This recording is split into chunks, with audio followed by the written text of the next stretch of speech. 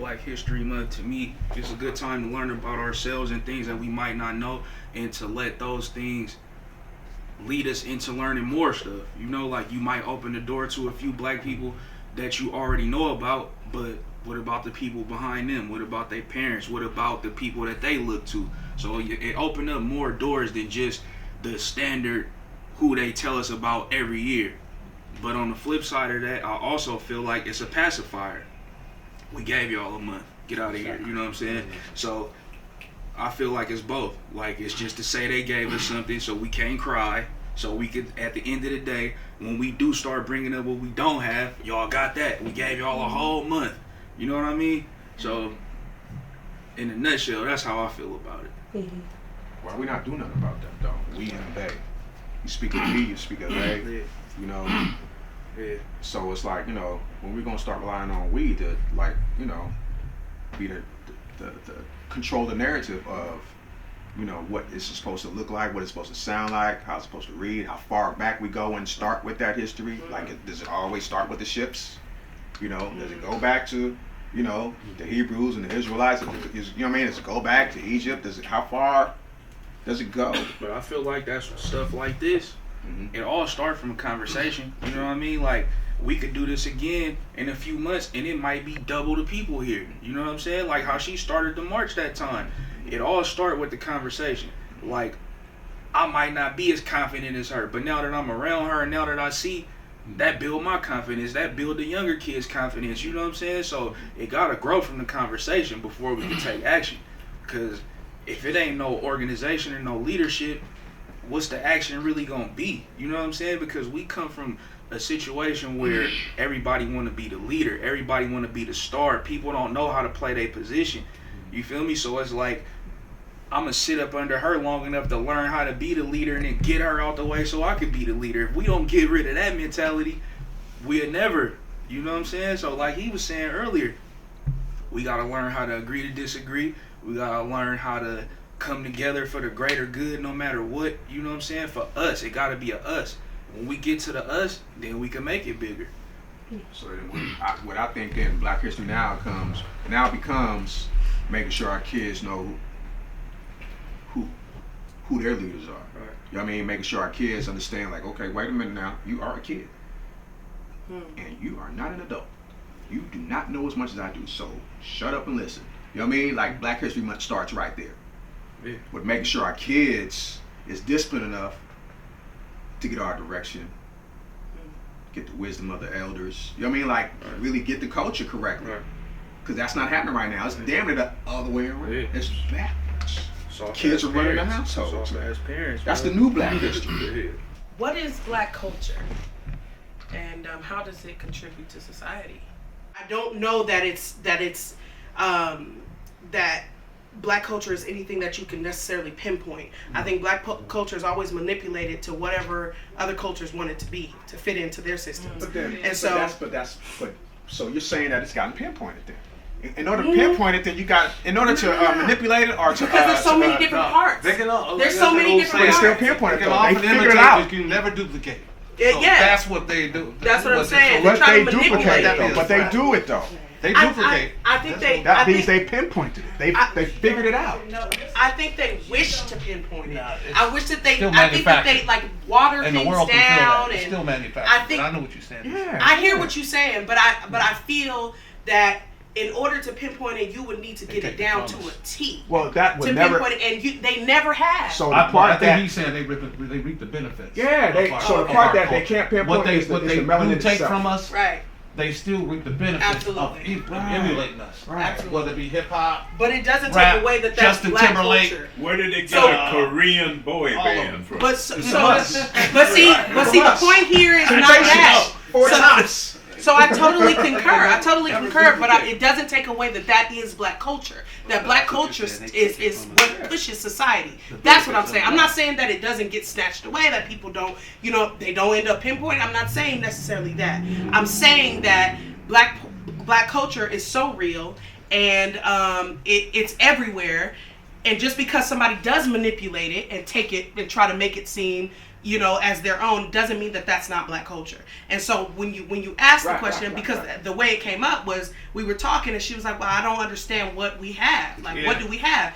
And we have it all, like literally everything, even systems that people have in place of like, to me, I feel like, in black families, even with that, to me, it's a tradition. My mama don't let me call nobody that's 10 years older than me face to face their name. I got to say auntie, whoever your name is. You understand what I'm saying? Like, there are certain things that we do as a people that gave life to other cultures to do that. That's why I'm saying they're selling it back to us now.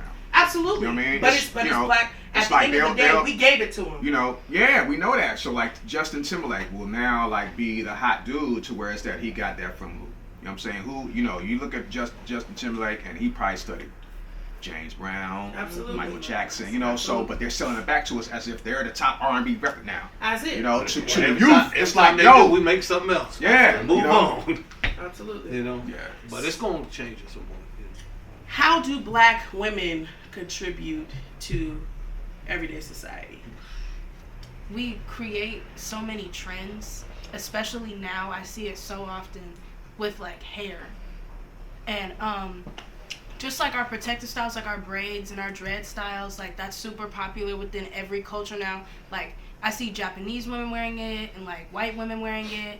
Even like our afros and our curly hair, like I seen the spread of like Kendall Jenner with an afro and like a bunch of other white and Asian and like just like a bunch of women of different races with like fros and like type 4 looking hair. And it's just interesting to me how they get praised so much for it. They're the epitome of beautiful in the eyes of the media, yet when we wear it, we look unprofessional. It's ugly. Wow. Like, you need to do something with that. Are you ever going to do your hair? Like that. I don't know. Everything, kind of gets exploited with us. So even like with black women, the way we dress, the way we, carry ourselves, everything, I feel like it all stems from us. And like you said, they just sell it back to us. Mm-hmm. And with us, it's like exploitation now in today's society versus just giving us our props for real, so. Well, I think giving us our props, that's another part. It's like, why do we need them to give us our props? I feel what you're saying, but it's like, how do we value our women? Black women are the most disrespected. Right. Why is these sons disrespecting their mamas? Yeah. I mean, and we are the foundation of like the black woman. The black woman is the core for things to function. She holds the family down. She, the kids, she's a trendsetter. She's all of these different hats. Mothers of civilization. Yeah, you know what I'm saying? And so, like, I seen somewhere where it was like the black woman is like the only woman that can have the different variations of color. Yes, right. So it's like that in itself shows you how strong and how important black women are, but yet they are at the bottom of the the totem pole. So it's, but that's not who we are. Is it the black woman in the world the most disrespected, or is it just America? I don't know if you've ever read the autobiography of Frederick Douglass, but he touches on it and he says that the black woman is the most disrespected person on the planet. And he was taught, basically he said it came from like slavery. Your body was taken from you, your children was taken from you, your husband was taken from you, your family was stripped from you, your culture was stripped from you. You were physically stripped and taken advantage of for however long it took you to get across the middle passage. Yeah, and even by your own family. And if this is all happening to you, and this is happening to you, and you can't do anything to stop it, or as people are looking at you, you're not doing anything to stop it. You begin to be seen different. You begin to be seen different. So a white person is looking at a white lady is looking at a black lady watching her son hanging from a tree, and she's like, well, why didn't you teach him how to behave better? Why didn't you teach him how to do this? When in all reality, it wasn't possible. Mm-hmm. It wasn't possible for a few different reasons. Maybe because the parent was at work. Maybe because there wasn't maybe because it wasn't a 2-parent household. Maybe because they was just black. And the white lady said, he looked at me wrong, and that's why her son is hanging from a tree right now. Or somebody said, he did this, and that's why your son is laying in front of you right now. because of what somebody else has said. It's the black woman in America, but she was treated so terribly that her image leaked out to everywhere else. Like the French people, her hair was beautiful, but they didn't want the white French women, they didn't want to see it because it was so beautiful, so they made them cover it up. And it's things like that. It's things like that. You're hated for being who you are just because of how your hair looks, because of how your skin is.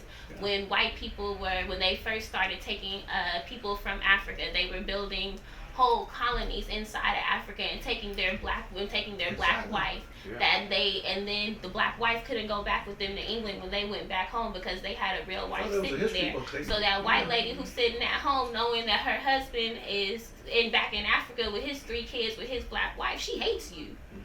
And everybody else who looks like you. And that French lady hates you because you have hair that she can't have. And this American white lady hates you because you're here for the simple fact. Or maybe her husband someplace down the line, or her grandfather went and did something that he had no business doing, and now she got somebody who in her family who looks like you that she can't explain.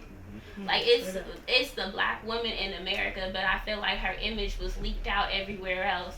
And that was how we were being seen. And if you're being seen as nothing else but an animal, then when somebody else sees you, that's all they're going to see.